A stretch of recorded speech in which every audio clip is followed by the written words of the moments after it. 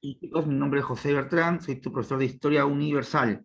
Vamos a ver el tema de Mesopotamia, ¿correcto? Mesopotamia, que es un nombre que le da el griego Herodoto a esta región. Mesopotamia no es el nombre de una cultura.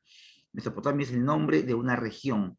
La región que comprende el río Tigris y el río Éufrates. Hablamos de una región, de un valle muy, pero muy grande en lo que es el país actual de Irak.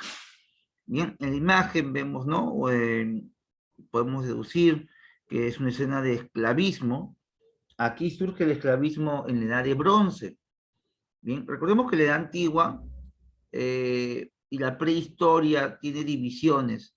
La prehistoria se divide en edad de piedra y edad de los metales. La historia se divide en edad antigua, media, moderna, contemporánea. Dentro de lo que es la prehistoria, en la parte final de la prehistoria, y cuando comienza la historia con la escritura, justo en la intersección de ese periodo que conocemos como prehistoria e historia, aparece Mesopotamia. Mesopotamia aparece en la prehistoria, en la parte final, y logra su máximo apogeo a inicios de la Edad Antigua. Como su máximo apogeo lo logra en la Edad Antigua, catalogamos a Mesopotamia como una cultura de la Edad Antigua, pero ya desde antes había aparecido Mesopotamia. Cuando aparece este conjunto de culturas en esta región de Mesopotamia, lo hace con características importantes que cambiarían para siempre la historia.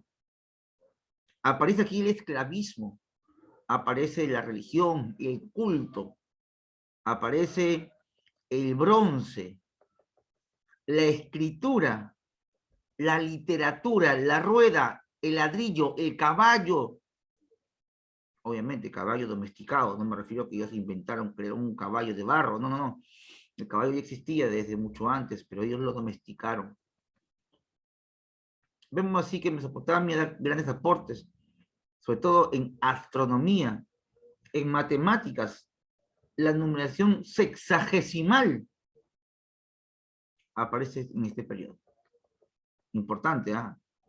No vivamos en la nube creyendo que los árabes nos dan todas las matemáticas por Baldor y demás. Sí, los árabes tienen grandes aportes en el álgebra, pues ya desde antes, Mesopotamia tenía aportes en trigonometría. Bien, avanzamos. Hay una imagen típica de un poblador de Mesopotamia, iraquí, de la edad antigua, ¿no? Siempre con la barba tupida, una barba muy, muy marcada. Se asemeja también a muchas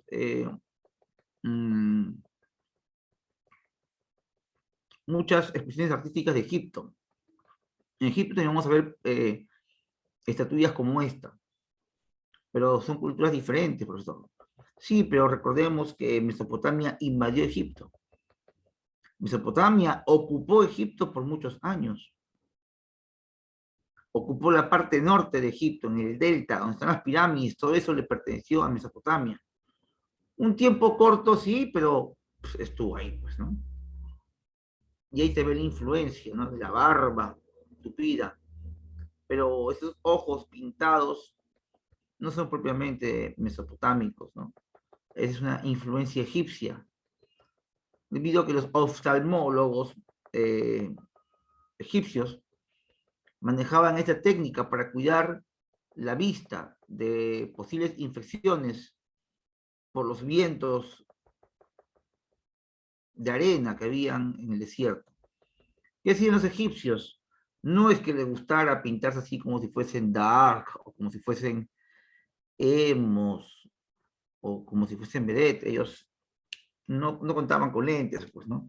Y para protegerse del polvo, las bacterias que tenía el polvo, la arena, solían untarse en los ojos unas soluciones de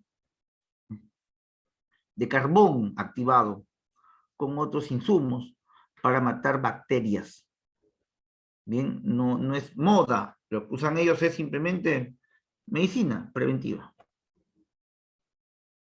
La ubicación de la cultura Mesopotamia. Esto está en el país actual de Irak. Vamos Vamos a hacer unos pequeños trazos por aquí. Aquí vemos el río Tigris.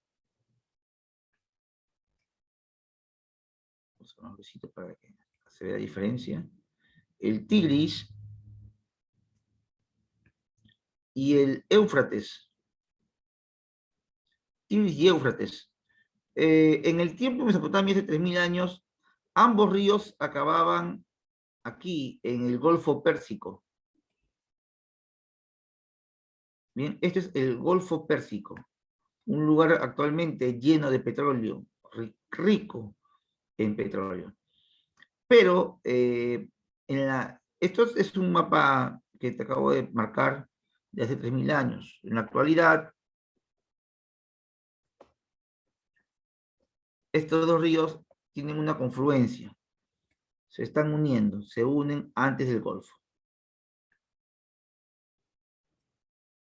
Donde se unen en otro río. Este río es llamado el Chad. El Chad arábigo. Bien, el Chad arábigo. Y en esta región donde están estos dos ríos, se desarrolla Mesopotamia. El término Mesopotamia proviene de las palabras griegas meso y pótamos, país entre ríos. Es lo que significa. Eso lo pone el padre de historia Herodoto, ese que pone ese nombre, ¿bien? Herodoto es el que le da ese nombre importante. País actual, ya te dije, es Irak. Región, desde el punto de vista europeo, esto es el cercano oriente. El cercano oriente, continente asiático. No me vayas a decir que es África, por favor. África está por acá.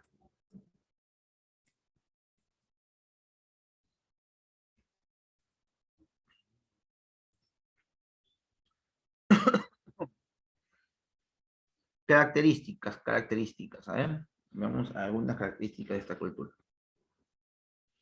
En lo económico vemos que su principal fuente de recursos vendría a ser la agricultura. La agricultura. Acá vemos red de canales en su tecnología y diques. Sabemos que los canales vendrían a hacer esto. Bueno, estos son los canales. Canales de agua, ¿no? Algo para la época era wow, ¿no? Lo máximo. Y los diques son, pues, estos lugares, ¿no? Que filtraba el agua de los ríos, ¿no? Lo llevaba hacia los canales. Instrumentos, bueno, estaba la azada, la pala y el arado de madera con cono de semillas. Entonces lo vamos a ver por acá. Los productos que ellos tenían eran la cebada, el trigo, el sargo, el lino y el arroz. También el sésamo.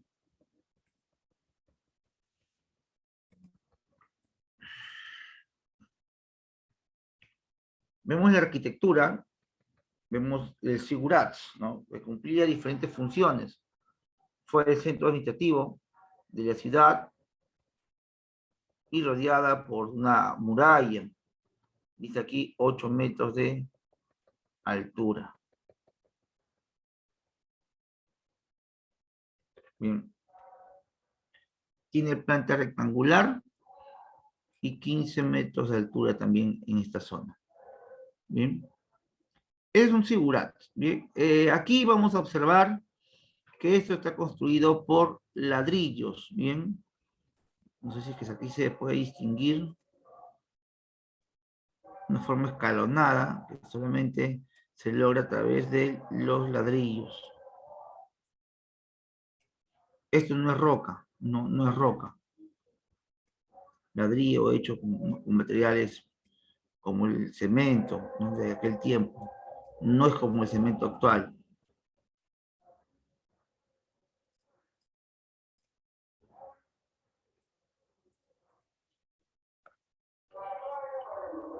Vamos a ver una imagen más completa ya del sigurat.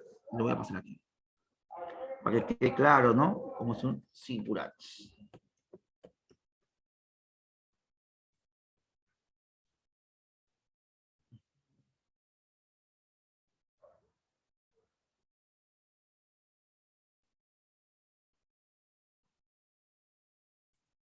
Ya ahí te lo estoy compartiendo, ¿ya?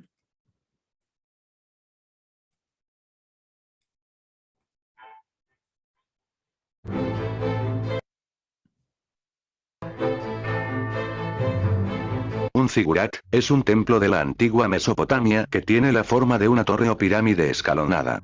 El diseño de zigurat va desde una simple base con un templo en lo alto, hasta las maravillas matemáticas y arquitectónicas con varias terrazas rematadas con un templo. La base podía ser de forma rectangular, ovalada o cuadrada. El núcleo del zigurat, la parte no expuesta a la intemperie, estaba construido de ladrillos, secados al sol, mientras que la parte exterior estaba revestida de ladrillos cocidos, los cuales podían además estar vitrificados en diferentes colores. El acceso se realizaba mediante escaleras situadas en los lados del zigurat o que ascendían en espiral hasta la cima. Uno de los mejores conservados es el de Chogazambil, era un centro religioso del Imperio Elamita, fundado hacia 1250 a.C., en el actual Irán, en el territorio que ocupó el antiguo reino de Elam, el cual sobrevivió a los 8 años de guerra entre Irak e Irán. El zigurat más antiguo que se conserva es el de Kasan, datado en el tercer milenio antes de Cristo. Un ejemplo de un zigurat sencillo es el Templo Blanco de Uruk, en la antigua Sumeria. El zigurat en sí solo es la base sobre la que se levanta el templo blanco. El propósito es acercar el templo al cielo, al cual se accede desde el nivel del suelo por unas escaleras. Un ejemplo de un gran y complejo zigurat es el dedicado a Marduk en Babilonia, Mesopotamia. No ha quedado gran cosa de esta gran estructura, ni siquiera al nivel del suelo, pero las prospecciones arqueológicas y las noticias históricas que de él tenemos nos hablan de un zigurat de 7 niveles pintados de diferentes colores, coronados con un templo de bellas proporciones. El templo parece haber estado pintado de color índigo al igual que el último nivel. Se sabe que había 3 escaleras que llevaban al templo, 2 de las cuales, las laterales, solo ascendían hasta la mitad de la altura del zigurat. También era donde le rezaban a los dioses de Mesopotamia. Etemenanki, el nombre de la estructura, es una palabra sumeria que significa la fundación del cielo y la tierra. Era el nombre de un zigurat dedicado a Marduk en la ciudad de Babilonia en el siglo VI AC, probablemente construida por Hammurabi. En su base se han encontrado restos de anteriores zigurats y otras estructuras. La última fase de construcción consiste en un revestimiento de 15 metros de ladrillo construido por el rey Nabucodonosor II. Los zigurats fueron un tipo de templo común para sumerios, babilonios y asirios. Los zigurats no eran el lugar en que se realizaban actos públicos o ceremonias, sino que se les consideraba la morada de los dioses. Gracias al zigurat, la gente podía estar cerca de los dioses. Cada ciudad tenía su propio dios o diosa, de la cual era patrón, gobernador, patesio lugal. Solo los sacerdotes tenían acceso al interior del zigurat para atender a las necesidades de los dioses, lo cual hacía de ellos un elemento poderoso de la sociedad. Se ha sugerido que el zigurat era una representación simbólica del primitivo terraplén del cual se creó el universo o como un puente entre el cielo y la tierra. Los sumerios los concibieron como un eje cósmico, un enlace vertical entre el cielo y la tierra, y entre la tierra y el mundo subterráneo, así como un enlace horizontal entre las diferentes tierras. 7 niveles representan los 7 cielos o planos de la existencia, los 7 planetas, los 7 metales, cada uno de ellos asociado a su color correspondiente. En total se conocen 32 zigurats. 4 de ellos están en Irán y el resto principalmente en Irak. El último que se descubrió es el de Sialk, en Irán. La bíblica Torre de Babel puede estar basada en los zigurats de Babilonia. Y favor de suscribirse y dar.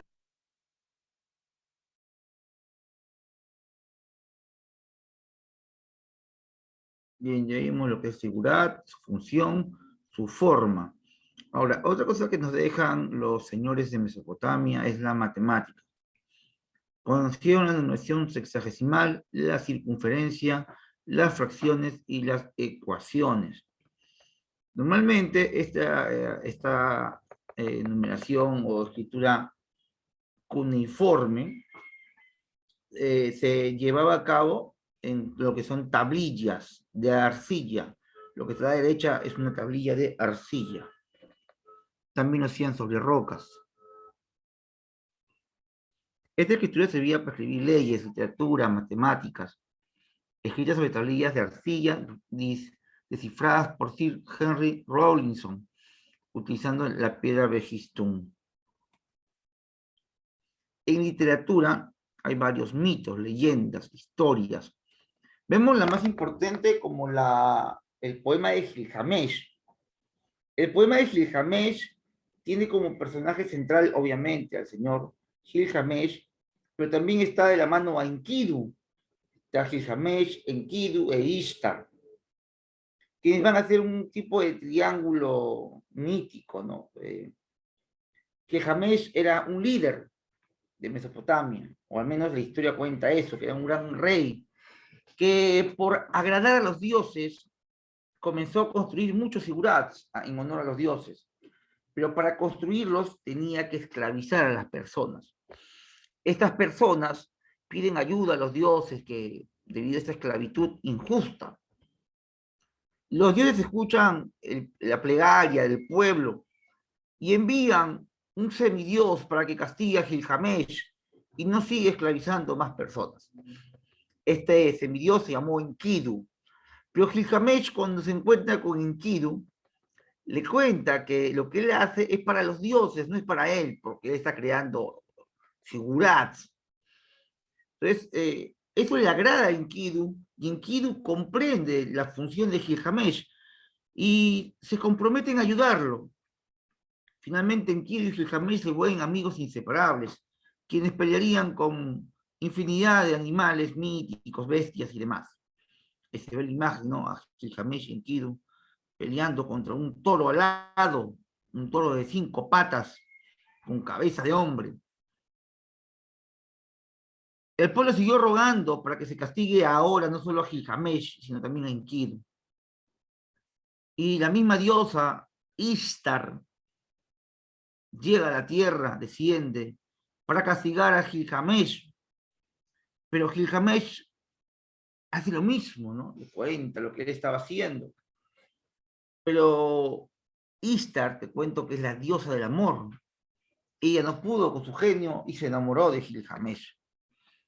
Gilgamesh la rechazó y ella le juró que cobraría venganza. Es decir, que decide matar a Gilgamesh, a su familia y a su mejor amigo Enkidu. Cuando Ishtar lanza esta mortal amenaza, lo cumpliría, matando a la familia de Gilgamesh y a Enkidu, su mejor amigo. Gilgamesh trata de salvarlos, buscando un fruto, decían crear el fruto de la vida eterna, el fruto prohibido. Y comienza la travesía de Gilgamesh buscando este fruto para darle eso a su familia y a su amigo. Finalmente lo encuentra, pero fue demasiado tarde, puesto que ya todos habían muerto. El hombre que le cuenta de esto a Gilgamesh se llamó Ustapiste. Este hombre había estado presente en el diluvio universal y había creado un gran barco para salvar a las especies. Lo que nosotros conocemos en la Biblia como el señor Noé, la historia del arca de Noé ya está presente en el poema de Gilgamesh. Solo que en el poema de Gilgamesh fue escrito 3000 años antes que lo escribían los cristianos. También se habla del paraíso y del fruto prohibido. Pero el poema de Gilgamesh no es la única obra. Hay otras escrituras literarias importantes, aparte del gran poema de Gilgamesh. Tenemos el poema de la creación también. Tenemos también figuras como Shamash, el dios sol, Sin, la diosa luna, que participan en estas aventuras. Dejo de compartir y te paso también otro resumen de lo que es el poema de Gilgamesh. ¿Bien?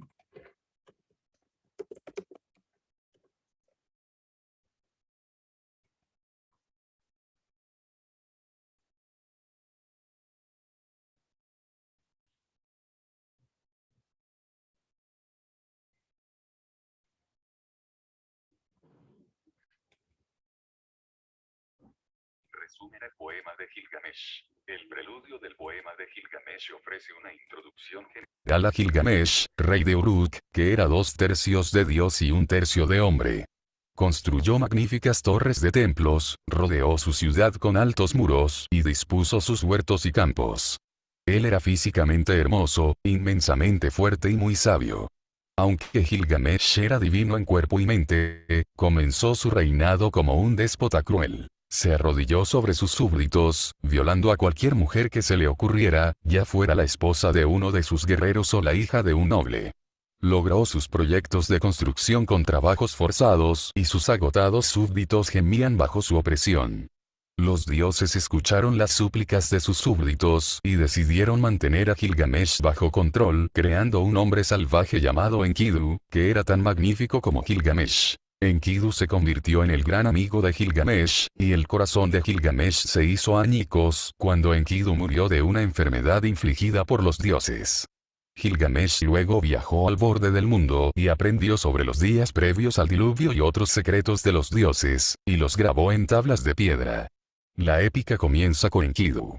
Vive con los animales, mamando de sus pechos, pastando en los prados y bebiendo en sus abrevaderos.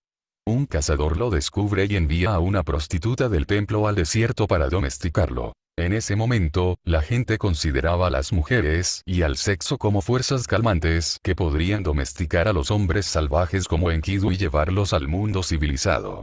Cuando Enkidu duerme con la mujer, los animales lo rechazan ya que él ya no es uno de ellos. Ahora, él es parte del mundo humano. Entonces la ramera le enseña todo lo que necesita saber para ser un hombre. Enkidu está indignado por lo que escucha sobre los excesos de Gilgamesh, por lo que viaja a Uruk para desafiarlo. Cuando llega, Gilgamesh está a punto de abrirse camino en la cámara de bodas de una novia. Enkidu entra en la puerta y bloquea su paso. Los dos hombres luchan ferozmente por un largo tiempo, y Gilgamesh finalmente prevalece. Después de eso, se hacen amigos y se ponen a buscar una aventura para compartir. Gilgamesh y Enkidu deciden robar árboles de un lejano bosque de cedros prohibido a los mortales. Un temible demonio llamado Umbaba, el devoto sirviente de Enlil, el dios de la tierra, el viento y el aire, lo guarda. Los dos héroes emprenden el peligroso viaje hacia el bosque, de pie, codo con codo, luchan contra el monstruo. Con la ayuda de Shamash, el dios del sol, lo matan. Luego cortan los árboles prohibidos, convierten al más alto en una enorme puerta, convierten el resto en una balsa y flotan de regreso a Uruk. A su regreso, Ishtar, la diosa del amor, es vencida por la lujuria de Gilgamesh. Enfurecida, la diosa le pide a su padre Anu, el dios del cielo envió al toro del cielo para castigarlo. El toro desciende del cielo, trayendo consigo 7 años de hambre. Gilgamesh y Enkidu luchan con el toro y lo matan. Los dioses se reúnen en consejo y acuerdan que uno de los dos amigos debe ser castigado por su transgresión, y deciden que Enkidu va a morir.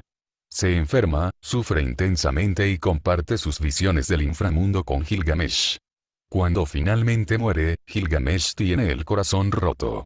Gilgamesh no puede dejar de llorar a Enkidu, y no puede dejar de pensar en la posibilidad de su propia muerte. Intercambiando sus ropas reales por pieles de animales como forma de luto por Enkidu, se dirige al desierto decidido a encontrar a Utnapishtim.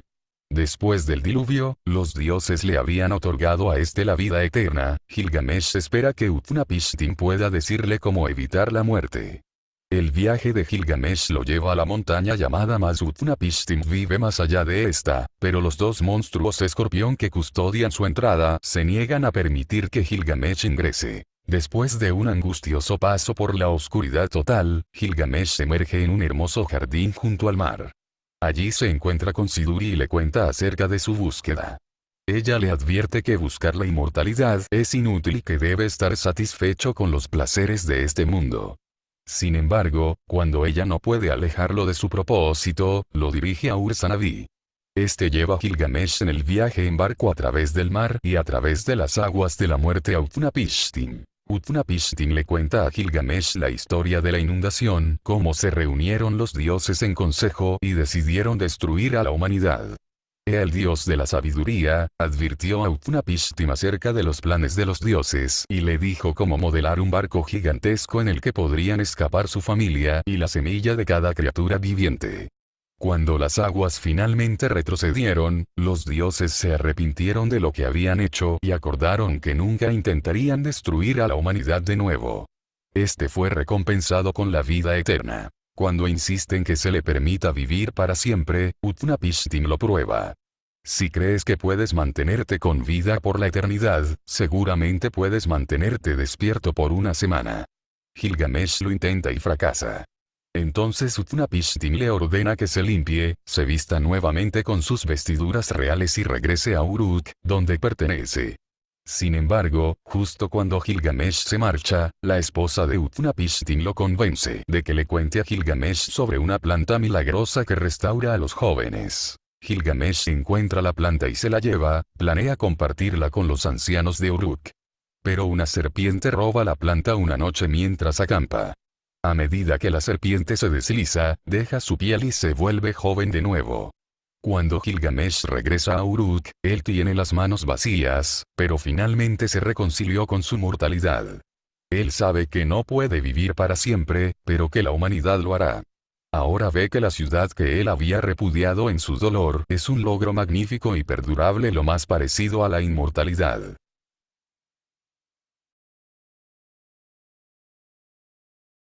¿Sabes qué es Combo?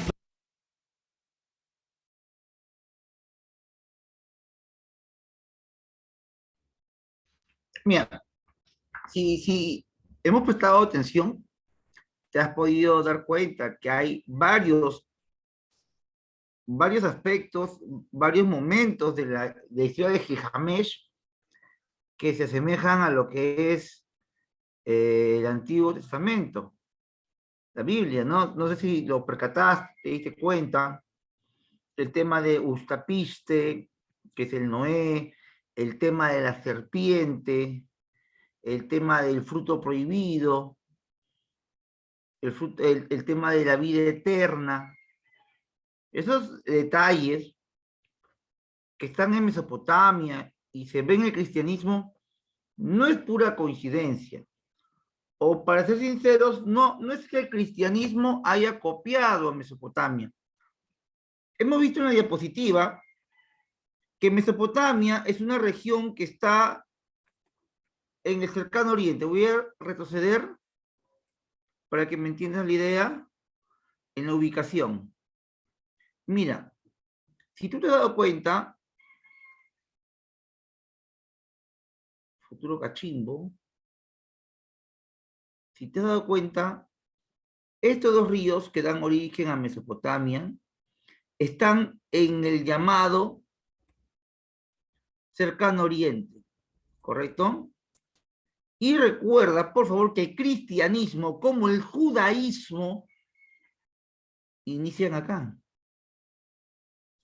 Aquí hay otro río. ¿Cómo se llama este río? A ver, mira, este río. ¿Cómo se llama este río? ¿Quién me lo dice, por favor? Ese río donde bautizaron a Jesús. A ver, Katia, Ronaldo, Milene, ¿cómo se llama este río? Donde nace el judaísmo y nace el cristianismo. ¿Nadie, chicos? ¿Nadie por ahí? ¿Nadie? ¿Cómo se llama este río que cruza Palestina al actual Israel? Es el río Jordán. Muy bien, Katia. El río Jordán. El río Jordán está muy cerca del Tigris y el Éufrates. Si bien es de menor tamaño, esta zona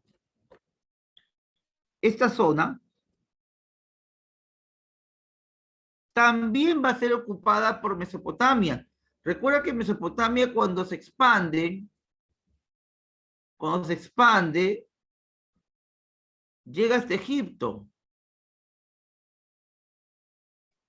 Todo eso va a ser en Mesopotamia. Entonces su influencia, por aquí está la ciudad de Babilonia, cuando la cultura babilónica, o llamada también caldeos, se llaman los caldeos, llegan al río Jordán, llegan al río Nilo, o llegan hacia la tierra de los palestinos, o llegan a la tierra de los egipcios, se llevan muchos esclavos hacia Mesopotamia. Obviamente, el modelo económico de aquel tiempo es el esclavismo. Y aquí se llevan estos esclavos a una ciudad llamada Ciudad de Esclavos. En esta ciudad de esclavos también la van a conocer como la ciudad de Babel. Babel significa confusión. Y en Babel a los esclavos de Palestina y a los esclavos de Egipto, los van a llevar para que construyan ¿qué cosa? ¿Qué construían los esclavos, chicos? Por favor, respóndame. ¿Qué construían los esclavos? ¿Cómo se llaman estas edificaciones de 7 pisos?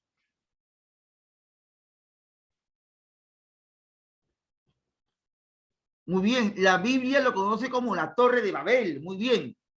Pero se llama Sigurat, muy bien, Ronaldo, muy bien. Muy bien, Edwin, Yaneli, muy bien. Se llaman Sigurat. Pero ¿por qué le llaman Torre de Babel en la actualidad? Bueno, eso fue un error. Porque la Torre de Babel, cuando siempre estuvo ahí, y no fue una torre, fue un Sigurat.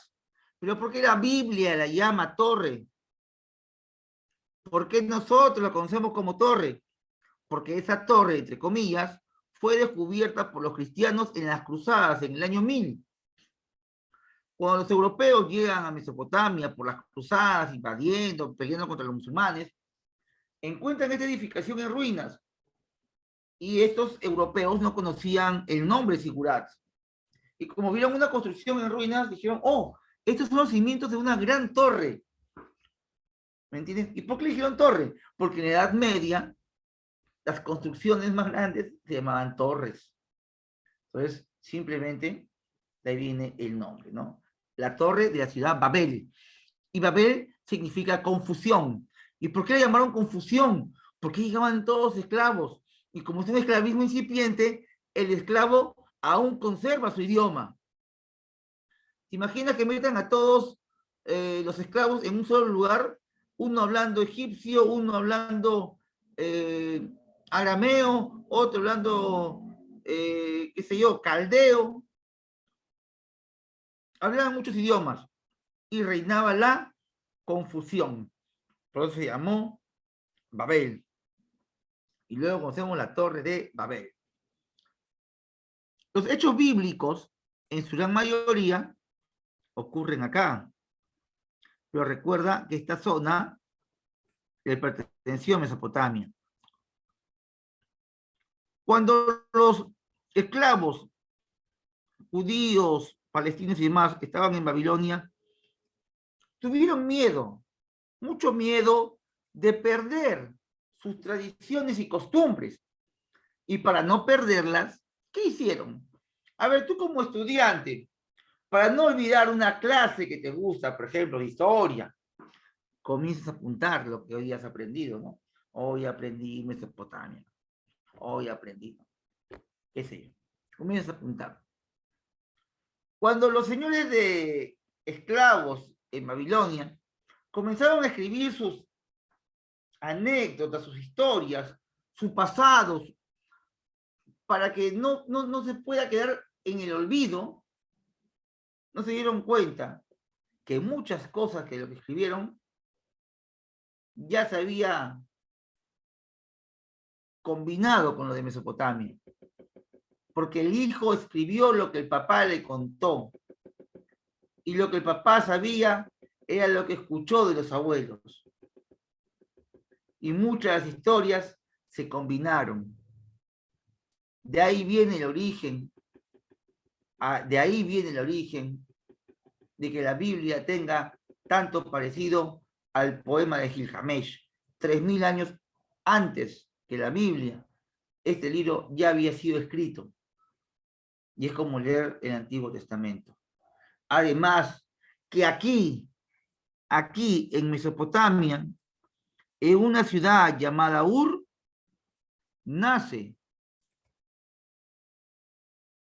un señor llamado Abraham, conocido como el padre de la fe, quien huye de Mesopotamia en busca de la tierra prometida. Y fue el primero que llegó a Canaán, la tierra prometida. Luego Moisés también saldría de Egipto, cruza el Mar Rojo y también llega a la tierra prometida, aunque Moisés nunca ingresó, ¿no? El que entró fue su hijo, Josué. ¿Sí?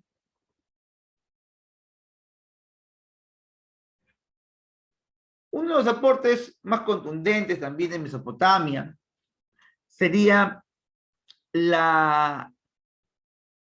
literatura que mencionado, ¿no? Sería en el derecho, más que todo en el derecho, el Código Hammurabi. En este Código Hammurabi vamos a ver la famosa ley del talión, ojo por ojo, diente por diente, donde se legislaba muchos tipos de vivencias diarias de la sociedad. Había cómo juzgar un robo, había cómo juzgar una infidelidad. ¿Sabías que en Mesopotamia, si tú encontrabas a tu esposa o esposo siéndote infiel, tú no tendrías que interrumpir la infidelidad? Tú tendrías que comunicar a la comunidad y decir, vengan, vengan, me está engañando, para que todos sean testigos, si no, nadie te iba a creer. Una vez que tú llamabas a la comunidad, tenías dos opciones, o perdonar o no perdonar.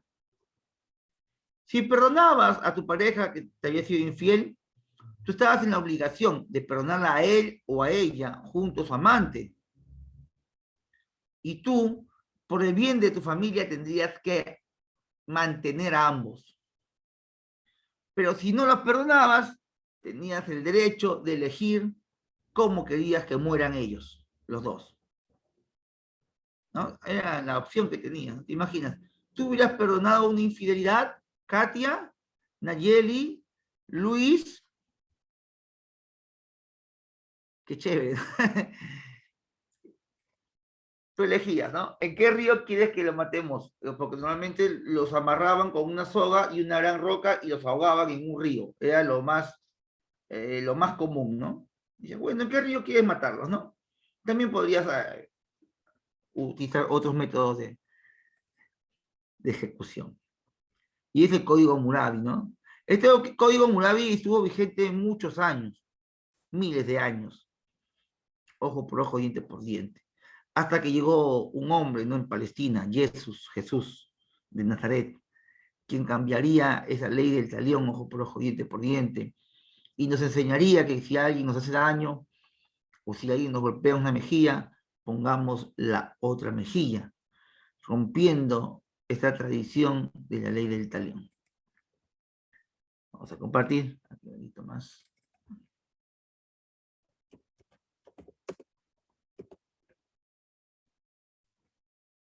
Un retoque del Código Hammurabi.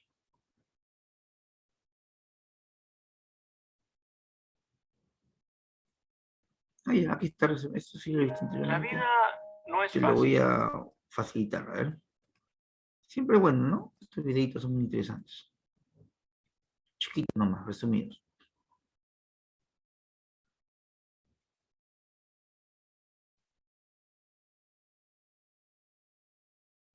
El Código de Hammurabi.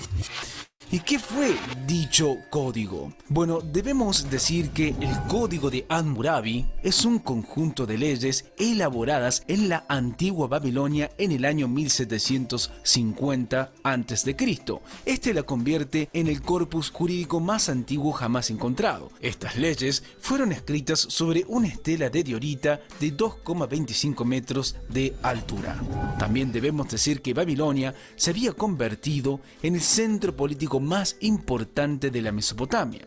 Esta región, una de las primeras grandes civilizaciones de la historia, había sido dominada antes por otros pueblos, hasta que los babilonios, por medio de su sexto rey, Hammurabi, iniciaron una campaña de conquista. También debemos agregar que una de las tareas de Hammurabi fue unificar las distintas leyes que regían en su territorio. El monarca usó la religión para legitimar su obra, ya que en ella aparece como el código le era entregado por el dios Shamash. Continuemos hablando sobre dicho código, particularmente sobre las leyes y objetivos que tenía él mismo. Bueno, para comenzar debemos decir que las 282 leyes fueron talladas en una roca de diorito de color oscuro. La escritura era en caracteres cuneiformes. Las leyes disponen sobre reglas y castigos para eventos de la vida cotidiana. También tenía como objetivo principal unificar el reino a través de un código de leyes comunes. Por eso Hammurabi mandó a esparcir copias de este código en varias regiones del reino. También las leyes presentan castigos para el no cumplimiento de las reglas establecidas en varias áreas, como por ejemplo relaciones familiares, comercio, construcción civil, agricultura, ganadería, entre otros. Los castigos ocurrían de acuerdo con la posición que la persona ocupaba en la jerarquía social. Continuemos hablando sobre la estructura del código Hammurabi. Bueno, para comenzar, debemos decir que el código de Hammurabi no solo se limita a establecer delitos y castigos, su contenido también explica cómo se dividía la sociedad y se describen los tres grupos sociales existentes. En la estructura del código también podemos encontrar que trata sobre los precios y los salarios. Estos últimos varían dependiendo de la profesión y de otros aspectos, como por ejemplo, los médicos debían cobrar diferente según atendieran a un esclavo o a un hombre libre. También, respecto a las profesiones, el código establecía algunas medidas acerca de las responsabilidades profesionales. En concreto, señala que si una casa se derrumba y mataba a sus ocupantes, el arquitecto sería ejecutado. Otro aspecto de su estructura es que dentro del contenido jurídico, el código declaraba que la justicia tenía que ser impartida por los tribunales y permitía que las sentencias se recurrieran ante el rey. Todo demás debía quedar registrado por escrito. También las penas, por su parte, estaban escalonadas dependiendo de los delitos. Los castigos estaban basados en la ley del talión, con el conocido ojo por ojo como la máxima. Por último, debemos decir o agregar que aparecían algunos delitos expresamente, lo que de acuerdo a los historiadores podrían indicar que podrían ser los más habituales. Entre ellos se encontraba el robo, los daños a la propiedad o los derechos de los esclavos. Continuemos hablando sobre la ley del talión. Bueno, para comenzar debemos decir lo siguiente. Bueno, la ley del talión puede resumirse en el famoso verso encontrado en el libro del Levítico: ojo por ojo, diente por diente. Esto quiere decir que todo crimen cometido tendría un castigo proporcionalmente. También debemos decir que, aunque se considera en el siglo XXI como una ley primitiva o exagerada, lo cierto es que esta ley puede considerarse un avance dentro de su contexto histórico. Y por último, decir que antes de ella, la víctima podía realizar su venganza personalmente y de manera que bien entendiera. Con la ley del talión, la pena debería ser adecuada al crimen y ejecutada por una institución específica. Bueno, esto es todo por hoy. Como siempre les decimos, chequeen los videos de nuestro canal que seguramente les serán de muchísima utilidad. Hasta la próxima.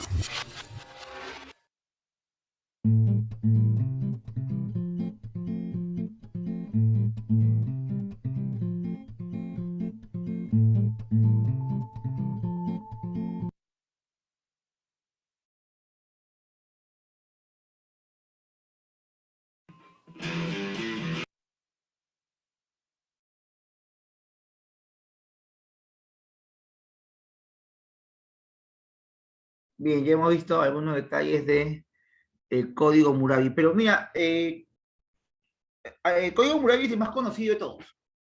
Pero que no creas, había un código mucho más antiguo. La diferencia entre ese código más antiguo que se llamó el código de Ur-Nammu, ¿bien? El código de Ur-Nammu. Y el código Hammurabi es que el gobernante Hammurabi fue mosca, fue rata. Pues Hammurabi agarró y lo plasmó en roca. Ur-Nammu no lo llegó a plasmar. Además que Ur-Nammu solamente el código de Ur-Nammu fue difundido de manera oral en la ciudad de Ur. Y Ur es una ciudad pequeña, pues, comparada con Babilonia, que abarcaba todo Mesopotamia. Por eso que se ha quedado en el olvido Ur-Nammu. Pero sin embargo te lo menciono para que lo tengas en cuenta. ¿Bien?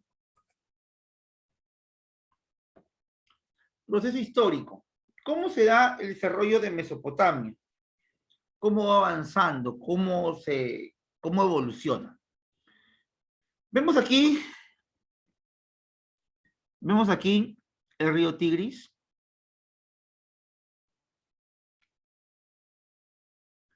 Y el río Éufrates. Alrededor de estos dos ríos hay muchas ciudades, ¿no?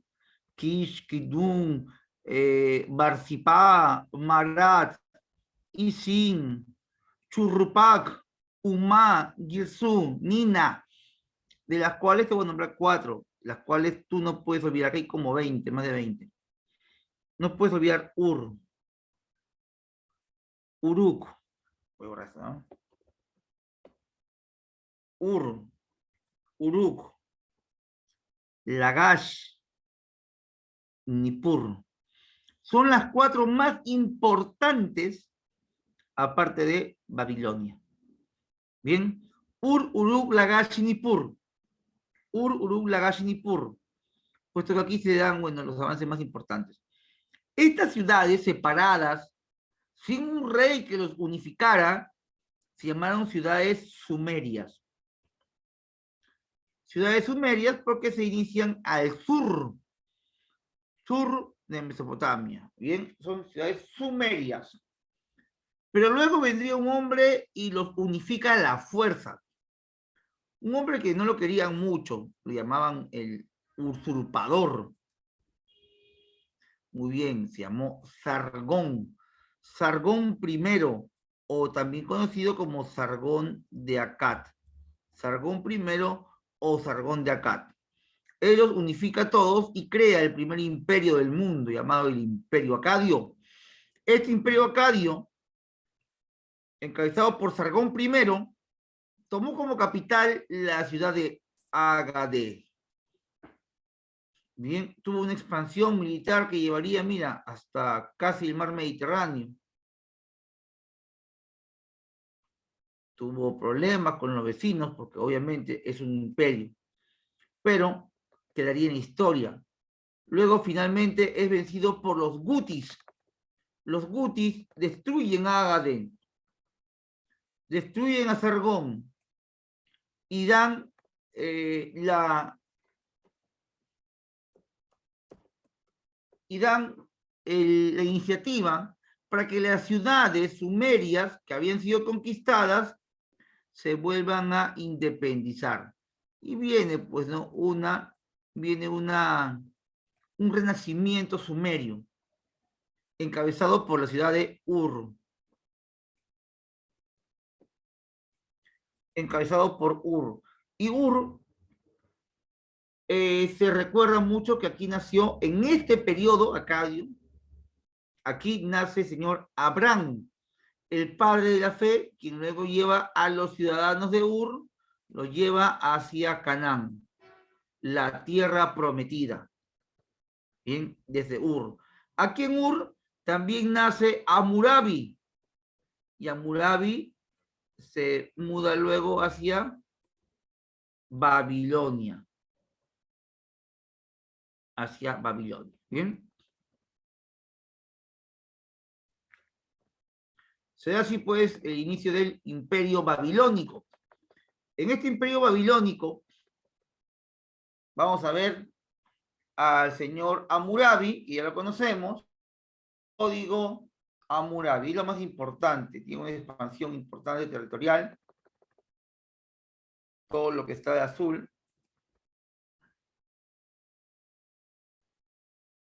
Ahí está. No te olvides que después del imperio babilónico viene el imperio asirio. Ellos tuvieron la máxima expansión, mira. Hasta Egipto llegaron.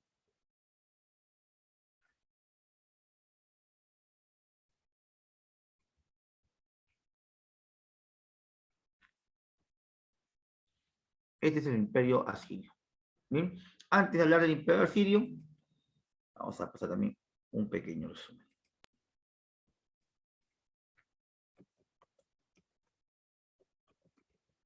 Acá tuvieron varios gobernantes, ¿eh? Varios.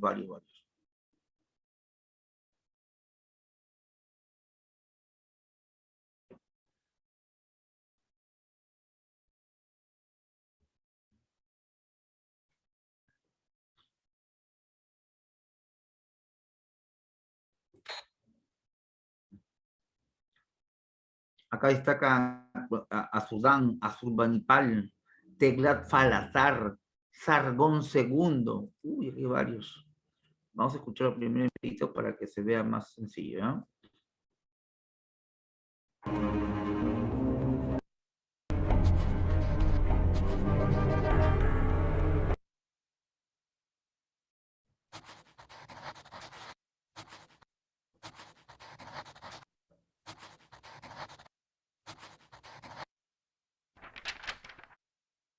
El Imperio Asirio, uno de los imperios más grandes del antiguo Cercano Oriente. Sin duda, fue también uno de los más importantes de la historia antigua. Sus orígenes se remontan al año 2600 a.C., en la ciudad-estado de Asur, ubicada en las tierras de la antigua Mesopotamia. Los asirios fueron un pueblo de lengua semítica, que en sus inicios estuvieron dominados por gobernantes extranjeros. Por ejemplo, fueron gobernados por Sargón, el líder de los acadios, también por la tercera dinastía de Ur, y por Hammurabi, el rey del imperio babilónico. Incluso entre los años 1650 y 1360 a.C., el reino de los hurritas de Mitanni también los dominó. Pero, cuando los pueblos hititas destruyeron Mitanni, los asirios aprovecharon esta situación para finalmente conseguir su independencia, dando así los primeros pasos para la construcción de su gran imperio. Ahora bien, ¿cómo fue la organización política del imperio asirio? Bueno, este imperio estaba gobernado por reyes que tenían un poder absoluto. Ellos eliminaron las otras formas de gobierno que poseían los nobles y crearon nuevos grupos de funcionarios locales que estaban controlados directamente por ellos. De esta manera consiguieron obtener un mayor control político de la región y aprovecharon de mejor manera los recursos de su imperio. Además, los asirios desarrollaron un sistema de comunicación muy eficiente para la época. Esto lo hicieron construyendo una red de estaciones de correo donde los mensajeros se relevaban utilizando caballos, mulas o burros. Gracias a esto, un mensaje que enviase cualquier gobernador al palacio del rey recibía su respuesta en tan solo una semana, algo que ayudó de gran manera a la administración política del imperio. Sin embargo, por lo que más fue conocido el imperio asirio fue por su poderoso ejército. Este ejército estaba conformado por más de 100.000 guerreros. Contaba con excelentes líderes militares, con una fuerte infantería, una poderosa caballería y con carros de guerras impulsados por caballos. Pero este ejército no era poderoso únicamente por su tamaño, sino también por el orden y la disciplina que existía dentro de sus filas. También existen otros factores que explican por qué el ejército asirio fue tan poderoso. Por ejemplo, estos fueron los primeros ejércitos equipados con armas de hierro, y además fueron los primeros en desarrollar diferentes tácticas militares. Y es que ellos elaboraron estrategias para sitiar las ciudades, así que derribaron cientos de muros, pero además, si no conseguían entrar en la ciudad, le cortaban los suministros de comida hasta que su población se rindiera por el hambre. Todo esto ayudó para que el ejército asirio se convirtiese en uno de los ejércitos más poderosos de su época. En la sociedad asiria existieron tres grandes grupos sociales.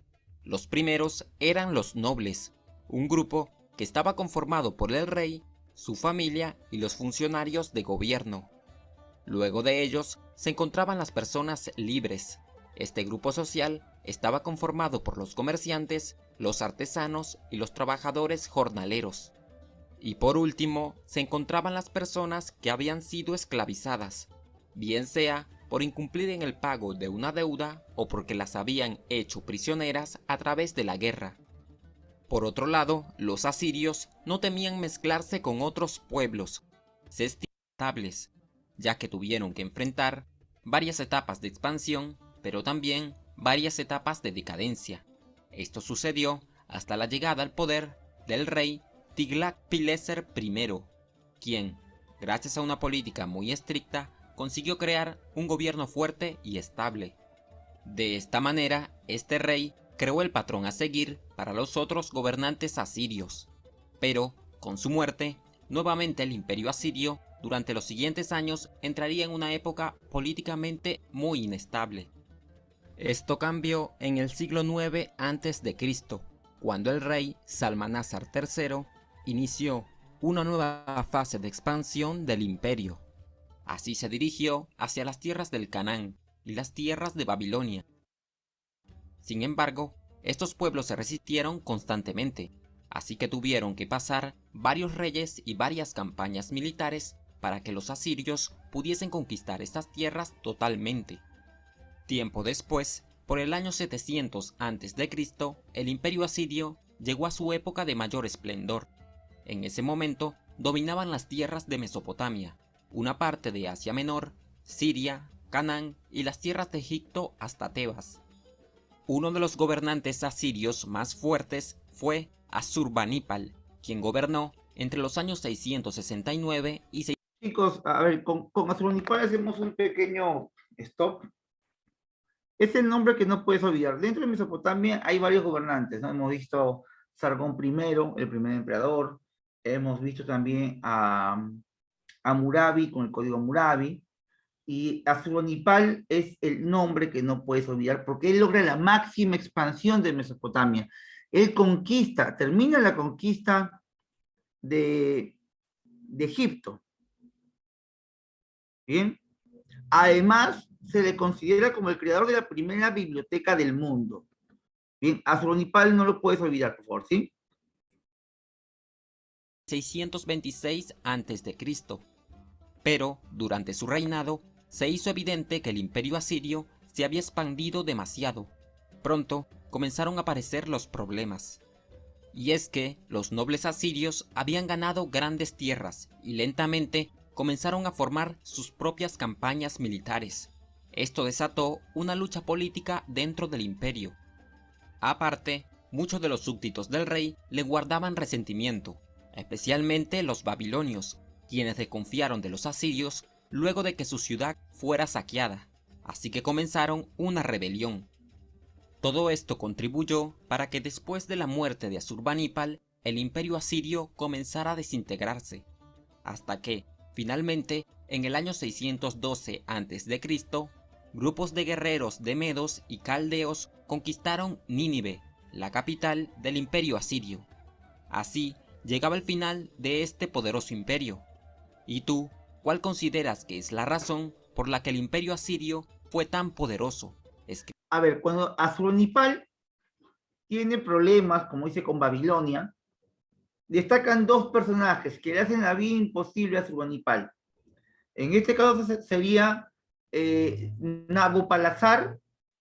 Nabopolassar y Ciaxares. Por un lado, Nabopolassar de los babilónicos y Ciaxares por parte de los medos, quienes se expanden hacia Irán y crean el nuevo imperio de Irán. ¿Cómo se llamó el imperio de Irán? Se llamó el imperio persa. Y ahí surgen los persas, luego de Asurbanipal. Bien, este es el imperio asirio, el más extenso de Mesopotamia, como hemos visto hace un rato en las imágenes, logra su apogeo, teniendo Asia Menor, lo que es parte de Egipto, hasta Tebas, como dice el video.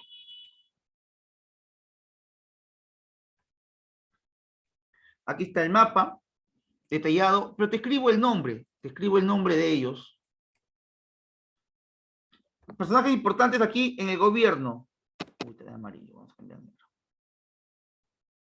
Tienes a Tiglat-Pileser. Hay que nombrar a Tiglat-Pileser primero. Yo te nombro aquí a Pileser III. Importante. Tienes también a Sargón II. También tienes a Esarradón.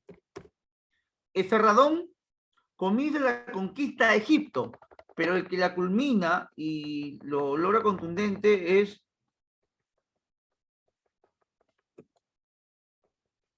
Asurbanipal. Nombres raros, ¿no? Pero tienes que aprendértelos.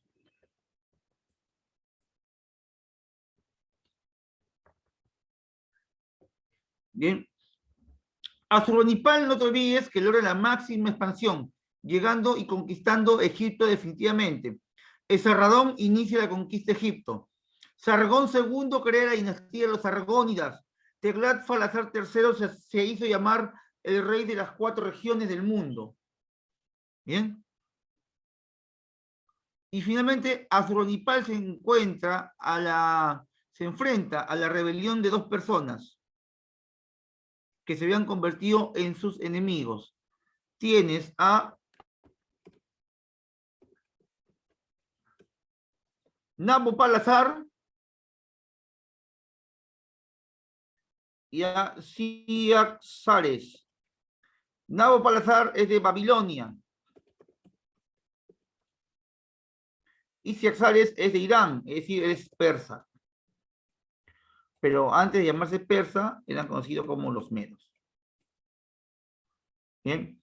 Ellos se rebelan, destruyen el imperio asirio, y cuando cae el imperio asirio, surge el nuevo imperio babilónico y el imperio de los medos. Imperio neobabilónico, aquí destaca el señor Nabucodonosor II, recordado por obras como Los Jardines Colgantes.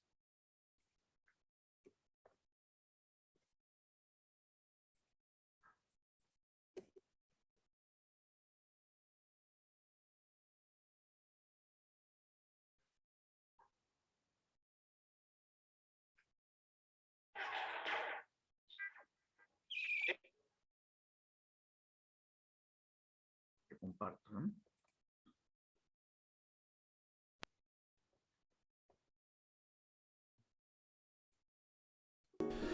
A lo largo de los siglos siempre han existido grandes gobernantes, personas que con su liderazgo y astucia llevaron a sus pueblos a conquistar todo el mundo conocido. Sin embargo, algunos, pese a haber gozado de todos los lujos posibles y de haber tocado la gloria con sus dedos, acabaron su vida de la manera más triste y miserable. La historia de Nabucodonosor II el Grande de Babilonia es una de ellas.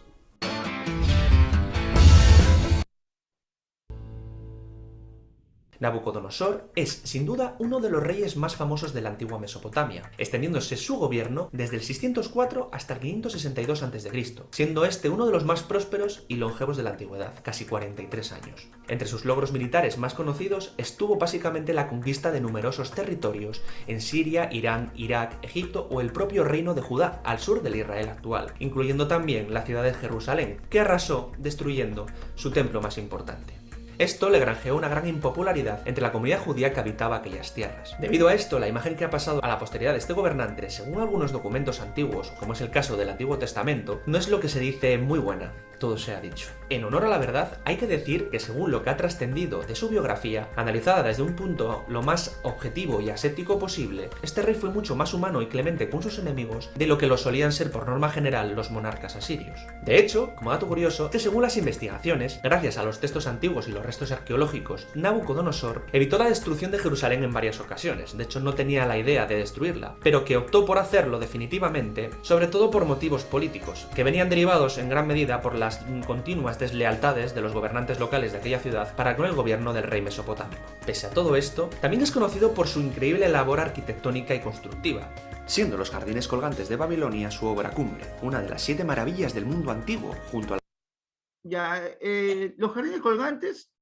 es por lo que todo el mundo lo recuerda. Es más, pregunta examen de admisión repetida en San Marcos, Villarreal, Callao, La Uni, hasta Ensenati ha venido. Ya. ¿Quién construyó los Jardines Colgantes? Eso ha venido miles de veces. No te puedo olvidar, ¿verdad? ¿Quién fue? Nabucodonosor II, Jardines Colgantes de Babilonia, que los hizo para su amada, para su amor. ¿Te imaginas que te construían un jardín colgante para ti? Y que en realidad no colgaban, ¿ya? Sino que simplemente puso jardines en los figurat, puso flores, plantas. Es como que tengas tu casa 2, 3 pisos, y en tu terraza, en tu parte alta, pongas tus maceteros. Eso hizo. Profe, eso lo hace cualquiera. Sí, pues, pero para aquella época era wow, pues, ¿no? La Gran Pirámide de Giza, el Templo de Artemisa, la estatua de Zeus en Olimpia, el Mausoleo de Halicarnaso, el Coloso de Rodas y el Faro de Alejandría. Y después de este inciso, hay que decir que tristemente, pese a haber traído para su pueblo uno de los mayores periodos de prosperidad social y económica, y de haber disfrutado, como ya dije al principio, de lujos y reconocimientos durante décadas, en los años finales de su reinado, cuando ya había superado los 60 años de edad, el rey empezó a sufrir un extraño mal, entre comillas, y recalco aquí las comillas, que hizo que dejase, entre otras cosas, de asearse, de cortarse el pelo, de cortarse las uñas, e incluso hiciese que comenzase a andar desnudo a cuatro patas. Se puede decir que el rey se consideraba un lobo, pues era frecuente encontrarlo por las noches imitando el aullido de estos animales, algo bastante turbio y que asustaba bastante al personal del palacio. También comenzó a mostrarse agresivo, se empezó a mostrar huraño con otras personas, hasta tal punto que no quería la compañía de otros seres humanos, sino solo de animales, por lo que no resultaba nada raro verle alimentándose de hierba y de bayas, rodeado por rebaños de cabras y de ovejas, a las que aparentemente protegía. Todo esto hizo que sus iguales creyesen que había sido poseído por algún tipo de espíritu demoníaco, o como según recoge el Antiguo Testamento, como un castigo divino por su ultraje en Jerusalén. Sea como fuere, el rey continuó en este lamentable estado hasta su muerte, completamente rodeado de inmundicia, aproximadamente hacia el mes de octubre del año 562 a.C. Pero una vez llegados a este punto, seguro que os hacéis la misma pregunta que yo, y alejándonos de teorías demoníacas y teorías fantásticas, ¿qué le pasó en realidad a Nabucodonosor para acabar así? Pues bien, algunos historiadores, con la colaboración y el apoyo de psicólogos, apuestan por la hipótesis de que este rey sufrió lo que se conoce como licantropía clínica, un síndrome psiquiátrico que provoca alucinaciones en la persona afectada, haciéndola creer en muchas ocasiones que es o puede transformarse en un animal, derivado esto de unos estadios avanzados de demencia senil, que es otra enfermedad neurodegenerativa muy común en personas de avanzada edad. Lo irónico de esta situación era que, según las creencias de la sociedad mesopotámica, a las personas con desequilibrios o enfermedades mentales se les presuponía poseídos por algún tipo de entidad demoníaca, siendo por ley, y esto es muy importante, expulsados de las ciudades por ello. Con Nabucodonosor no sucedió por una sencilla razón. Era el rey, y lógicamente no le iban a desterrar. Y por desgracia, esa suerte no la tuvo todo el mundo. Esta situación hizo que una gran cantidad de personas huyesen de la muerte escondiéndose en los bosques y en las montañas. Fruto de esta situación dura y desgraciada, agravada por su propia enfermedad, la gran mayoría de estas personas acabó con aspectos embrutecidos, con largas uñas, melenas y barbas, viviendo como auténticos animales salvajes, llegando en muchas ocasiones a atacar brutalmente al ganado o a viajantes desprevenidos, con el único fin de alimentarse para sobrevivir. Es en estos episodios de ataques brutales y violentos donde probablemente se encuentre en parte el origen del mito de la existencia de licántropos, o como los conoceréis todos vosotros, los hombres lobo. Y ahora llega vuestro momento. ¿Qué os parece esta historia? ¿La conocíais? Bien, bueno, ya, es un poquito ya del folclore mesopotámico, ¿no? Ya creer o no si existió eso, al menos la parte final, un poquito complicado, ¿no? Y así fue el fin del imperio neobabilónico con Nabucodonosor II, aunque después de Nabucodonosor también gobernaría uno más, llamado Baltasar. Ya, el último emperador es Baltasar, quien sería conquistado finalmente por los persas con Ciro el Grande, y ahí acaba tu imperio neobabilónico, ¿sí? Y le damos paso a la cultura egipcia, ¿bien? Egipto. Egipto, chicos, está localizado en el África, en la parte noreste de el África, ¿bien? Etimológicamente, Egipto significa debajo del Egeo. Bien, puesto que al norte de Egipto, te lo señalo por acá, está el llamado Mar Egeo. Este es el Mar Egeo. Bien.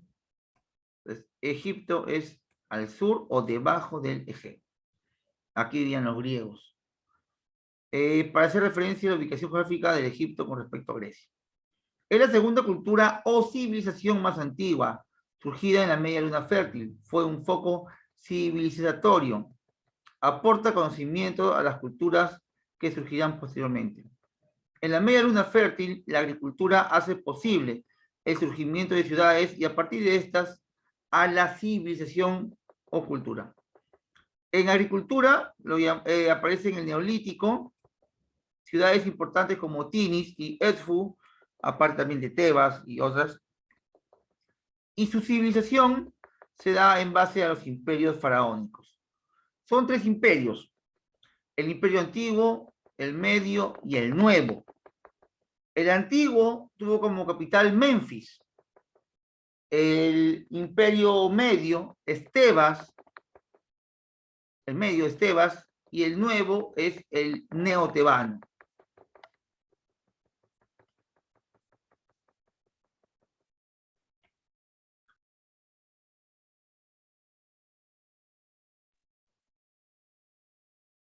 A ver, aquí vemos algunas características culturales. Lo que más conocemos, lo que ha hecho famoso Egipto, ¿no? Su escritura, como también su iconografía, ¿no? Esta es su escritura, llamada escritura cuneiforme. Esto es parte de la religión. Vemos aquí al dios con cabeza de chacal. ¿Cómo se llamó este dios cabeza de chacal? ¿Quién me lo dice? Ya me lo dijo por ahí, muy bien Nayeli, muy bien John, Katia, Anubis, es el dios embalsamador. ¿Cómo se llama este dios cabeza de halcón o águila? ¿Cómo se llama este dios?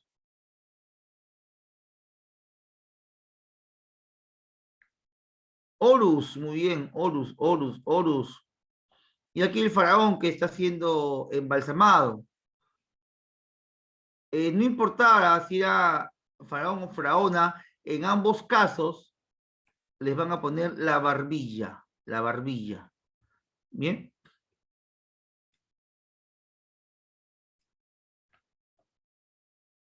Ahí está la escritura jeroglífica. Bueno, te digo qué significa más o menos algunos iconos, si no nos vamos a ir acá mucho tiempo. Cuando tú ves este icono, mira, que es un serrucho, este serrucho, este serrucho, este serrucho, mira, hay bastante, ¿cierto? ¿Qué quiere decir? Que toda esta franja es como una oración. Y en esta oración, ¿de qué están hablando? Del serrucho. ¿Y ese serrucho qué es? Es el río Nilo. Esto significa río Nilo, río Nilo. Posiblemente, si ves 3 juntos, significa que está hablando de que acá hubo bastante caudal, ¿no? Durante el momento caudaloso del río Nilo, qué sé yo. Acá se ve hombres, dioses, herramientas, todo tiene un significado. Acá igual, ¿no? El río, una madre con su niño, productos del Nilo, acá hay un pez, posiblemente esté hablando algo de la fertilidad.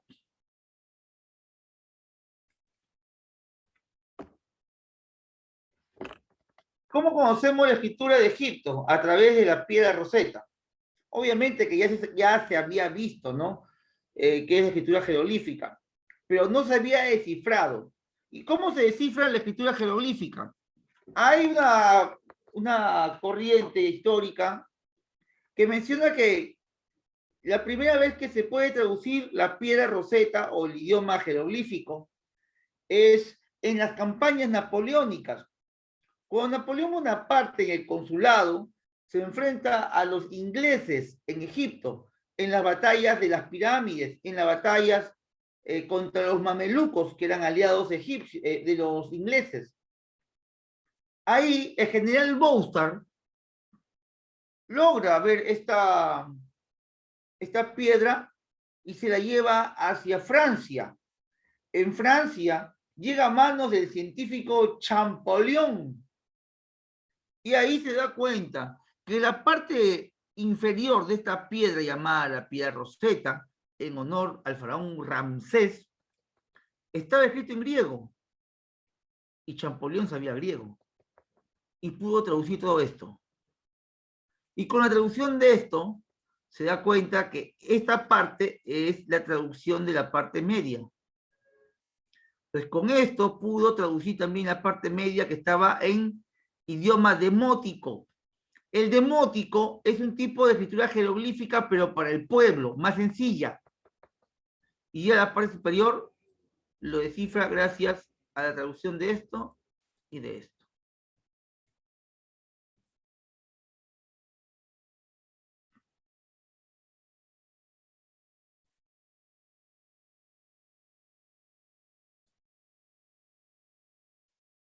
Te comparto, ¿verdad?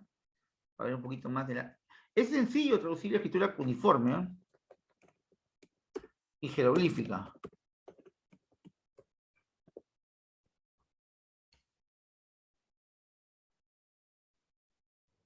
¿En qué se parecen? ¿En qué se diferencian? Vamos a ver, ¿ya?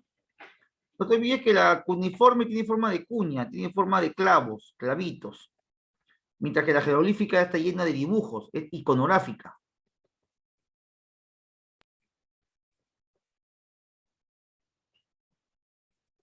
Las primeras escrituras.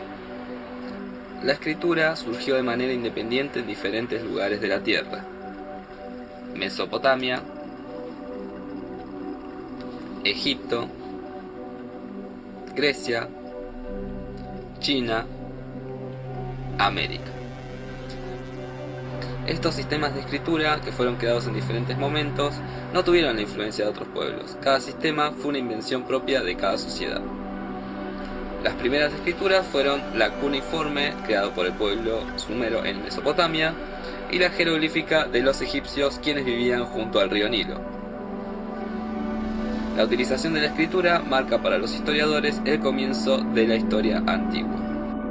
En este video no voy a hablar sobre el origen de los sistemas de escritura, sino de sus características más importantes. La escritura cuneiforme.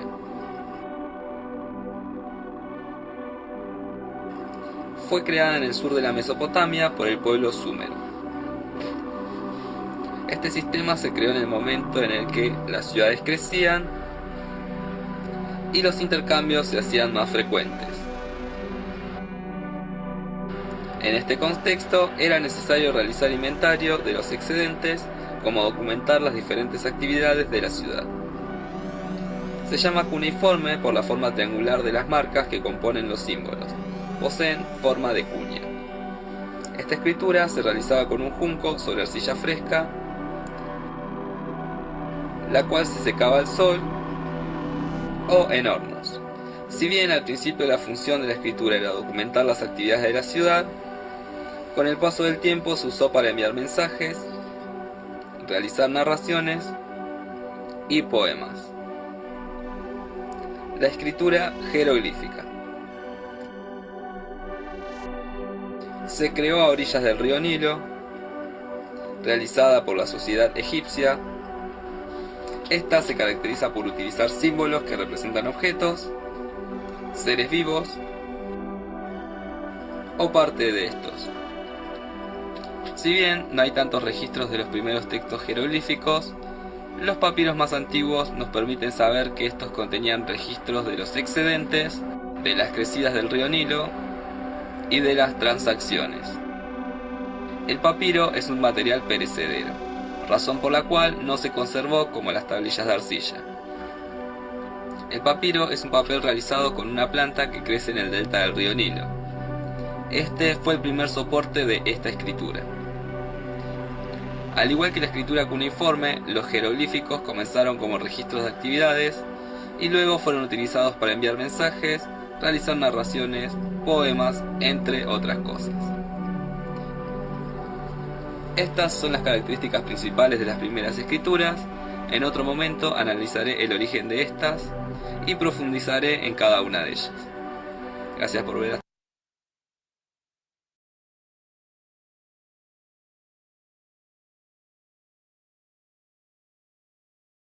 Bien, continuamos. Vemos aquí ahora parte de la arquitectura de Egipto. Esto es, bueno, esta es una pirámide escalonada. Y una pirámide escalonada está compuesta por varias mastabas. Una mastaba es una pirámide trunca, sin punta. ¿Bien?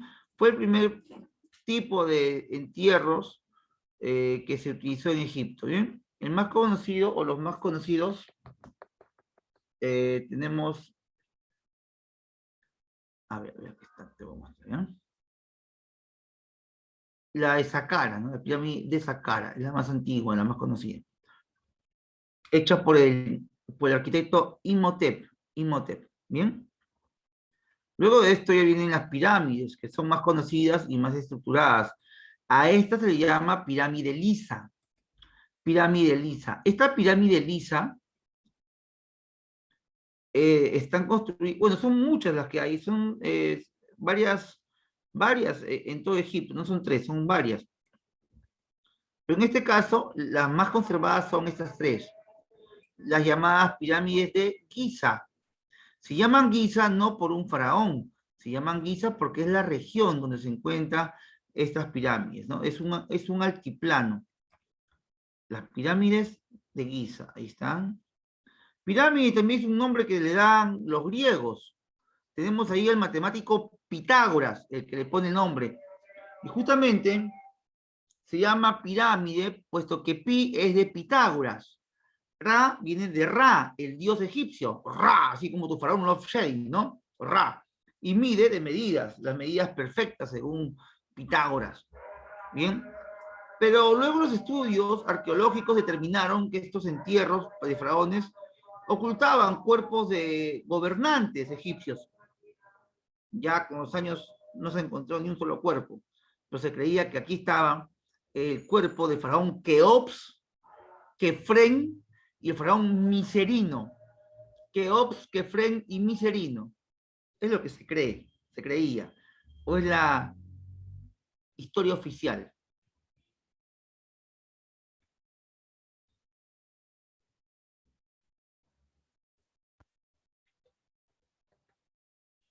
Luego de las mastabas y las pirámides, al tener mucho trabajo, porque se trabajaba demasiado para construirlas, se comienzan a crear esto. Son entierros dentro de las montañas. A estos se llamaron hipogeos. Y eran grandes cámaras funerarias dentro de las montañas y ya no se construían las pirámides, porque ya tenían las montañas listas. Y estos se crean a partir del Imperio Neotebano. Características culturales. Vemos que la escritura es jeroglífica y que está compuesto por pictogramas. Esta, a su vez, esta escritura jeroglífica se divide en hierática y demótica. La hierática es para los sacerdotes, mientras que la demótica para el pueblo, la llamada popular. ¿Quién descifra la escritura jeroglífica? Te lo dije, Jean-François Champollion, siglo XIX, periodo de Napoleón Bonaparte, usando la piedra Rosetta, que fue hecha en honor a Ramsés. Tuvieron un calendario solar de 365 días, a diferencia de Mesopotamia, que tuvo un calendario lunar.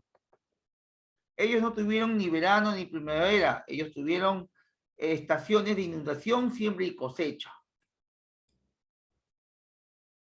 Su calendario se denomina solar.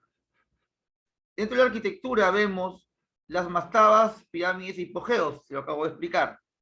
Y los templos, Karnak, Luxor, Abu Simbel, las más importantes.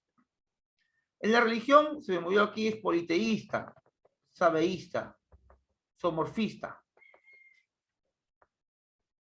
Las deidades más importantes. Osiris, dios de la resurrección. Osiris es esposo de Isis, fertilidad. Y entre Osiris y Isis tuvieron un hijito. Horus, aquí no está, pues se llama Horus, que también oció como el sol naciente. Luego está Mat de la justicia, Amón, creador. Ojo que Amón aparece en el periodo inicial de Egipto, Amón. Luego le cambian de nombre, pero es el mismo porque Amón es el sol. Bien, Amón es el sol. Luego lo cambian de nombre y le llaman Ra, porque Amón es Ra, ¿correcto?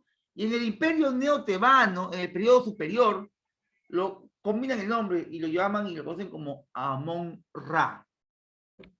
Entonces escuchado de repente hay un dibujo animado llamado Los Thundercats, donde el enemigo, ¿saben cómo se llama el enemigo Los Thundercats? ¿Han visto alguna vez eso? Ustedes que les gusta el anime, todo eso. ¿No, nadie ha visto Los Thundercats? Sí, los felinos cósmicos. Tenían un enemigo llamado Munra, Munra, el inmortal. Pero Munra es una mala traducción del Amon-Ra. El nombre es Mun-Ra, Amon-Ra. Pero le dicen Munra, ¿no? Bien. Luego está Anubis, el cabeza de chacal, y Tot es la sabiduría. Cuando tú morías, te ibas para el otro mundo, te ibas para La Habana, te enterraban con el famoso libro de los muertos. El libro de los muertos es un libro de excusas, pretextos, donde tú morías y ibas con tu libro y supuestamente en la otra vida donde te enfrentabas al juicio de Anubis o al juicio de Horus, te iban a juzgar por tus pecados, te ponían en una gran balanza y al contrapeso ponían una pluma y tú tenías que pesar menos que la pluma, ¿no? Algo imposible. Y ahí te hacían las preguntas con respecto a tus pecados, ¿por qué has mentido? ¿Por qué has robado? ¿Por qué has difamado? Entonces tú sacabas tu libro de los muertos y comenzabas a decir tus pretextos, tus excusas, y así puedas pasar al otro plano celestial.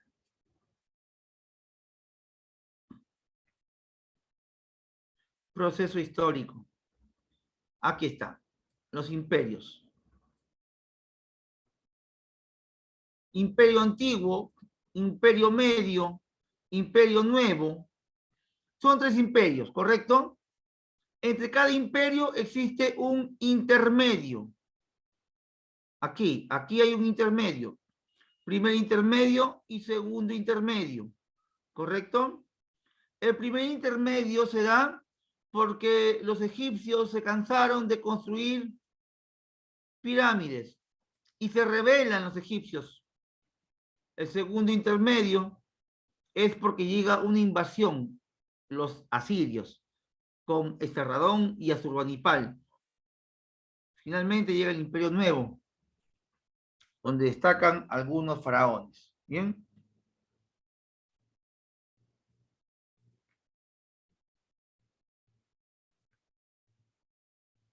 Ahí está, los periodos.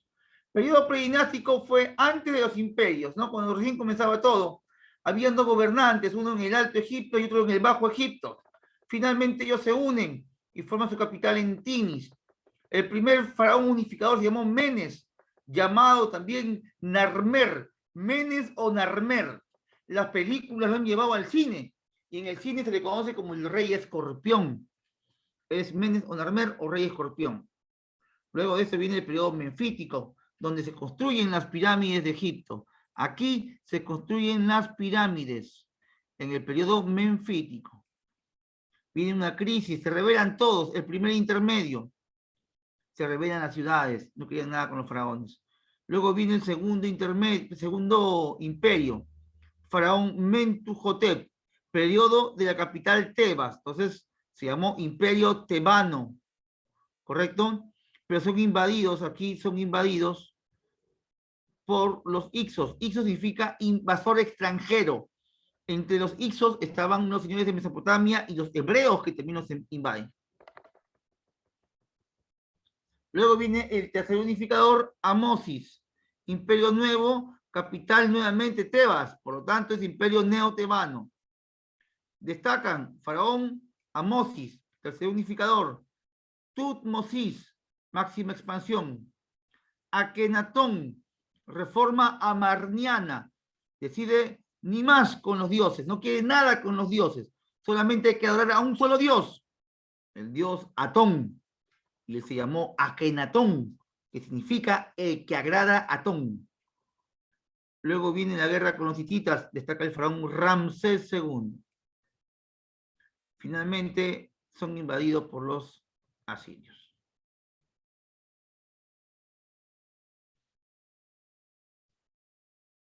Bien, chicos, y ahí nos vamos a quedar con la edad antigua de Mesopotamia y Egipto. Espero que se haya entendido. Si tienen alguna duda, me la pueden hacer. Si no, chicos, nos vemos hasta la siguiente clase. Bien, tenemos un descanso de 5 minutos.